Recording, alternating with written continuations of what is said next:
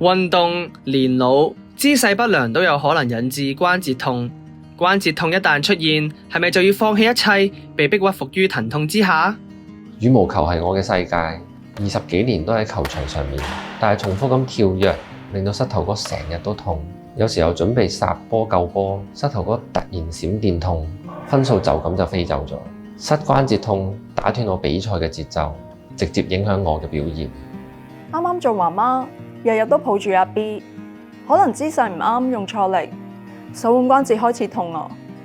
而家手腕痛變咗好似舊患咁樣，攞重嘢、執屋、陪小朋友，手腕都會酸痛、刺痛，好困擾生活啊！做咗幾十年嘢，膝頭哥一早就磨蝕晒啦。朝朝起身，膝頭哥硬到好似石頭咁，痛到唔想落床。有陣時仲會紅紅腫腫，行一步都難。啲仔女叫我去旅行，我唔敢應承啊！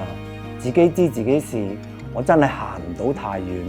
關節痛起上嚟，食止痛藥、冰敷、搽鐵打酒、鐵膠布，咩方法都會試。但係呢啲只係做到短暫舒緩，治標唔治本。想從根源改善關節痛，可以好似佢哋咁，試下食佳醛 UC2 關節系列。Caltrate 大品牌，藥廠背景，成分有經臨床實證，我會覺得有信心啲去試。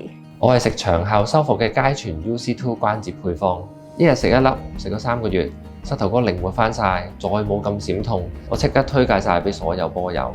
我係食升級緩痛嘅佳醛 UC2 啤酒花配方，好痛嗰排就一日食4粒，食咗一樽之後，感覺好大分別。